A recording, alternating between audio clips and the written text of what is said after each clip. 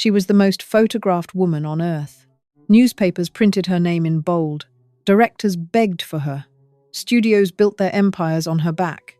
But by the time she was 50, the same woman who once spent $1 million on a single film was nearly broke, nearly forgotten, and completely alone. This is not a story about talent. This is a story about what happens when the world decides it no longer needs you. This is the tragic story of Gloria Swanson. To understand how completely Gloria Swanson fell, you first have to understand just how high she climbed. Gloria Josephine May Swanson was born in Chicago on the 27th of March 1899. Her father was a military man. Her childhood was nomadic from Illinois to Key West to Puerto Rico. She was never in one place long enough to put down roots. But she had something that didn't need roots to grow. She had presence. At 17 years old, she walked into the S&A film studios in Chicago on a dare. She went in as a visitor. She walked out as an extra, and she never looked back. By 1919, she had signed with Paramount Pictures and director Cecil B. DeMille, a man known for spectacle, excess, and creating stars out of thin air. Together, they made 6 films in 3 years. Films like Don't Change Your Husband, Why Change Your Wife, and The Affairs of Anatole. These weren't just movies, they were events. They told women it was okay to want more. They told audiences that glamour was a virtue. And at the center of every frame, Gloria Swanson. Fan mail arrived by the thousands. Designers sent her gowns for free, just to have her seen in them. She appeared on more magazine covers than any other actress of her era. She wore an 18-karat gold bathtub. She traveled with a personal monkey. When she visited Paris, crowds lined the streets. In 1925, she did something no actress had ever done before. She formed her own production company, Gloria Swanson Pictures Corporation, and negotiated a deal directly with United Artists, the studio founded by Charlie Chaplin, Mary Pickford, and Douglas Fairbanks. She didn't just want to act. She wanted to own. She was earning, by some accounts, more than $20,000 a week, at a time when the average American worker earned less than $20 a week. She was 30 years old. She was untouchable. She was the biggest star in the world. And then came the film that changed everything. His name was Joseph P. Kennedy. If you know anything about American history, that last name sends a chill down your spine. And in 1927, Joseph Kennedy was not yet the patriarch of a political dynasty. He was a Boston Irish financier with ambitions that stretched far beyond anything Boston could contain. He had already gotten into banking. He had already gotten into the movie business. And now he had gotten into Gloria Swanson. Kennedy approached Swanson with a proposition. He would personally produce her next film. He would handle the finances. He would manage the distribution. All she had to do was star in it. It sounded, on paper, like a dream. The film was called Queen Kelly. The director was Erich von Stroheim, one of Hollywood's most brilliantly uncontrollable talents. Von Stroheim didn't just direct films, he built worlds. He demanded absolute perfection, retake after retake, day after day. He had already gone wildly over budget on previous projects. Every studio in Hollywood knew it. Joseph Kennedy hired him anyway. Filming began in November 1928. Almost immediately, everything started going wrong. Von Stroheim's vision for the film was operatic, excessive, and completely unhinged from commercial reality. The original cut was supposed to run about 90 minutes. Von Stroheim's version was approaching 4 hours. He kept adding scenes. He kept expanding the story. He kept spending money. Kennedy, watching the budget spiral into the millions, grew increasingly frustrated. And then came a scene involving a brothel in Africa that Gloria herself later described as so tasteless, so grotesque, that she simply could not continue. According to Swanson's own memoir, she walked off set, called Kennedy, and told him the film had to stop. Her exact words, as she recalled them, "I am finished with von Stroheim. He is a footage maniac." Kennedy shut down production. Queen Kelly was never completed. The money, somewhere between $800,000 and $1 million, was gone. But here is where the story gets darker. Kennedy, it later emerged, had been systematically looting Swanson's production company finances. He had paid himself enormous management fees. He had used her money to fund other ventures. He had treated her accounts as his own personal bank. And when the numbers didn't add up, when creditors started calling, when the losses became impossible to hide, Joseph Kennedy quietly walked away. He went on to become the United States ambassador to the United Kingdom. He went on to raise a son who would become president. He left Gloria Swanson to deal with the wreckage he had created. The Queen Kelly disaster wasn't just a financial catastrophe. It was the first public crack in an image that had seemed unbreakable, Hollywood whispered. The press noticed. And something that had always been the great unspoken truth of the movie industry was about to become completely, cruelly apparent. Sound had arrived. The Jazz Singer premiered in October 1927. Al Jolson spoke 4 words, "You ain't heard nothing yet." And within 12 months, the entire film industry had transformed beyond recognition. Silent film stars didn't just face technical challenges, they faced an existential one. Their entire craft had been built around expressing emotion without language. Every gesture, every look, every movement had been calibrated for a silent screen. Now audiences wanted voices. Now audiences wanted something different. Some stars made the transition. Greta Garbo, whose first talkie line became legendary, survived. Joan Crawford survived. Others, John Gilbert, the great romantic lead of the silent era, Norma Talmadge, Clara Bow, found that sound exposed something the silence had graciously concealed. Voices that didn't match the image. Accents that shattered illusions.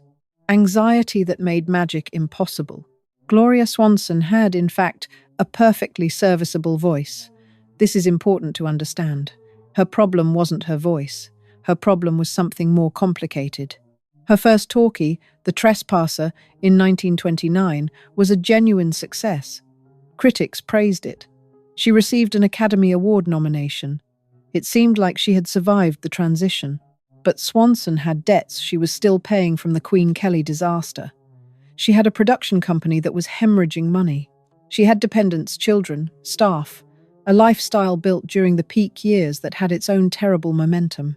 And she was working for a studio system that was rapidly consolidating power in ways that left independent producers like Swanson with almost no leverage at all. The films she made in the early 1930s came and went without making a mark. Tonight or Never. What a Widow. Perfect Understanding. Each one cost money. Each one failed to recover it. Each one chipped away at a reputation that had once seemed permanent. By 1933, she had effectively stopped making films. She was 34 years old. Think about that for a moment. The biggest female star in the history of Hollywood. A woman who had built an empire with her own hands.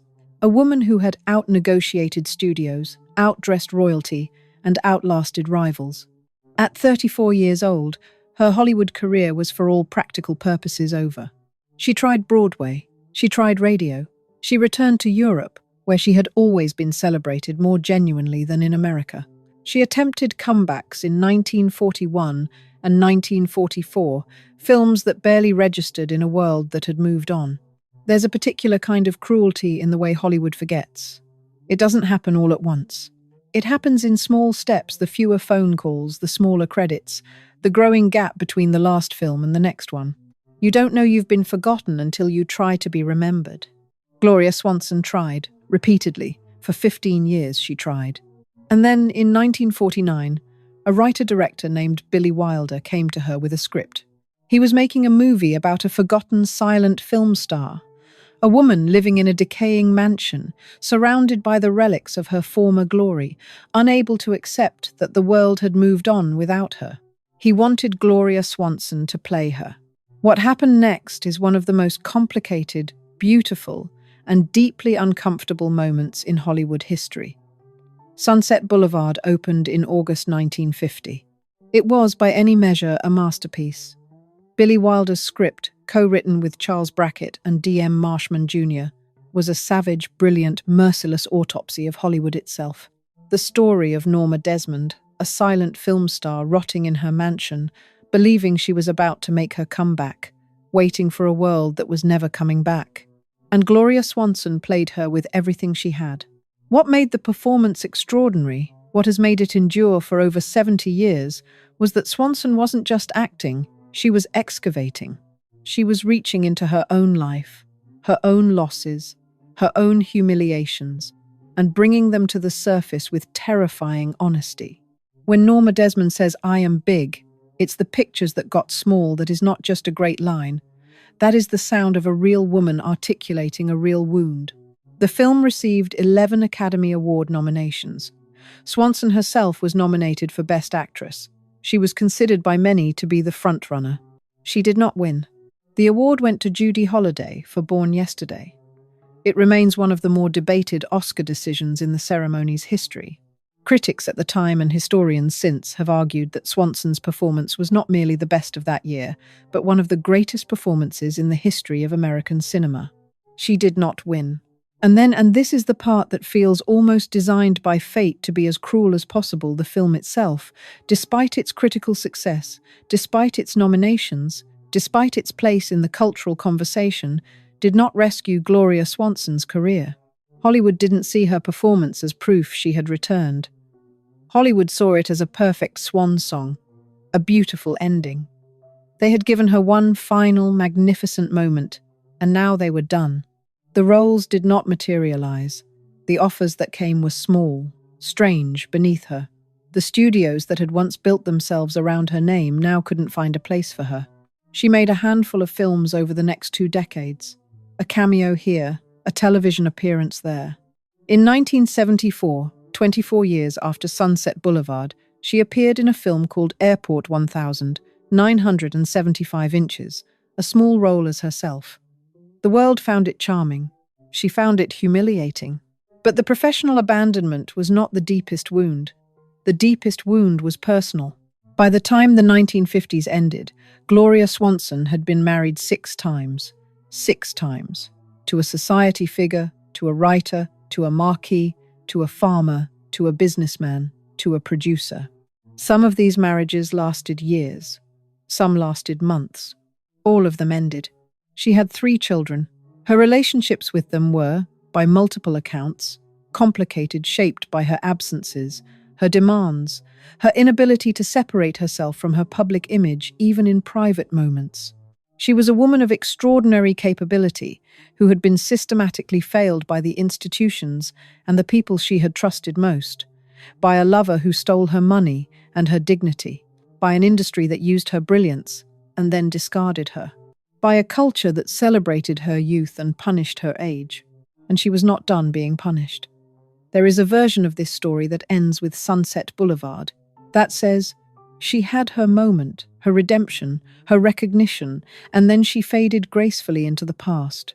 That version is a lie. The years after Sunset Boulevard were, in many ways, harder than the years before it, because now she knew exactly what she had lost.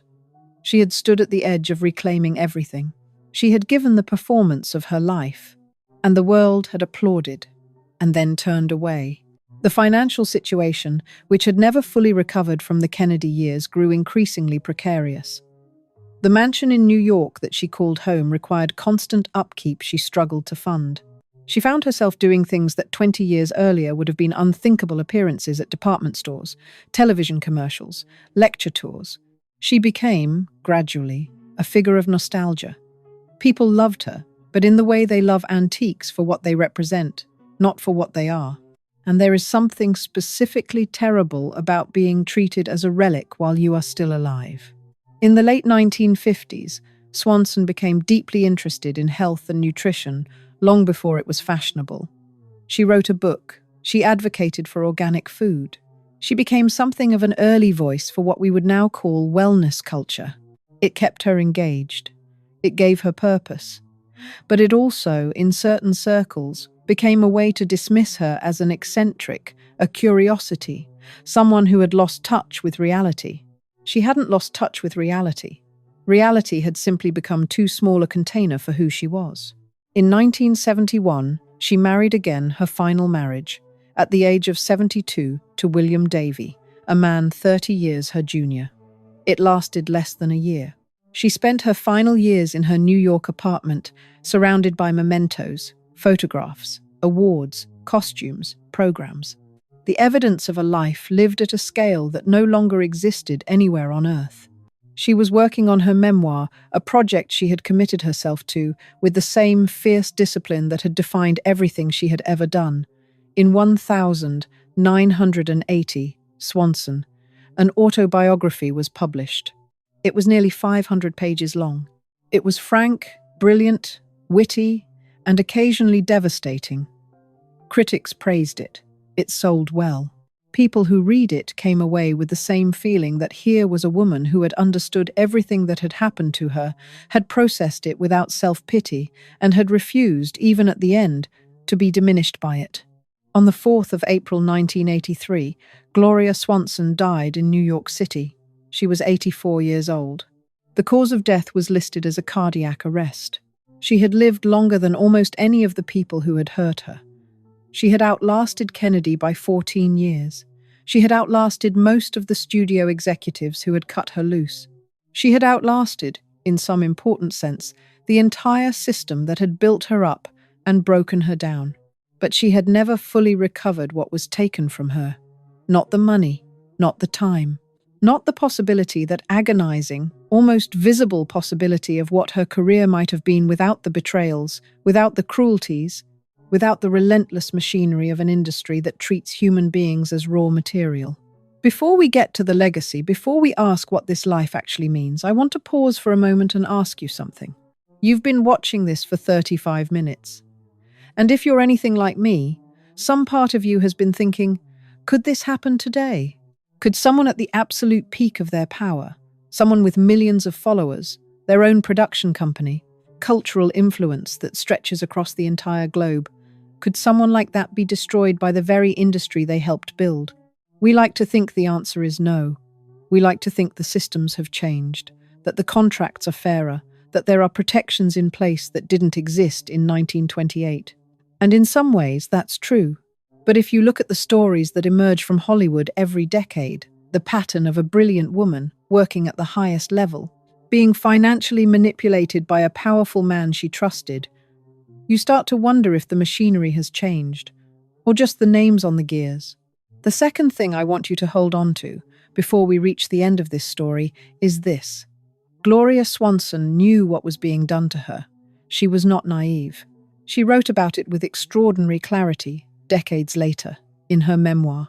She understood Joseph Kennedy for exactly what he was. She understood the industry for exactly what it was. Knowing the truth of your situation and being powerless to change it, that might be the most genuinely tragic experience that exists. Stay with me for the last few minutes, because what she built from the wreckage matters. Here is what Gloria Swanson left behind. She left Sunset Boulevard, a film that sits on the American Film Institute's list of the 100 greatest films ever made, and appears on virtually every serious list of the greatest performances in cinema history. A film that anyone who wants to understand Hollywood, power, aging, or ambition should see at least once. She left her memoir one of the most honest and intelligent accounts of the silent film era ever written, by someone who was actually there. She left a blueprint for what a woman in early Hollywood could attempt, even if the industry did everything it could to prevent her from completing it. She formed her own company before it was conceivable for a woman to do so. She negotiated her own deals. She controlled her own image to the extent that anyone could. And she left something harder to name a kind of example. Because here is the thing about Gloria Swanson that I keep coming back to, that I think is worth sitting with. She never stopped. Not really. Not even after everything. She was betrayed by the man she trusted with her money and her heart. She was abandoned by an industry she had helped to build. She was dismissed by a culture that found it easier to treat her as a punchline or a museum piece than to reckon with what she actually was. And she kept working. She kept writing. She kept building. She kept insisting until the very end that her story wasn't over. That is not just resilience. That is something closer to a kind of furious, undefeatable dignity. The refusal to let other people's definitions become your own. She said once late in her life, "I've given my memoirs far more thought than any of my marriages. You can't divorce a book." There's a whole life in that sentence, a whole philosophy. Hollywood invented the word star for a reason. Stars burn at tremendous expense. Some of them collapse, some of them explode, but their light, the actual light, keeps traveling long after the source has gone. Gloria Swanson burned. She collapsed. She was left in the dark more than once. But the light is still traveling. If this story meant something to you, if it made you think about power or loyalty or what we owe the people who build the things we love, share it. Someone in your life needs to know this story. We'll see you in the next one.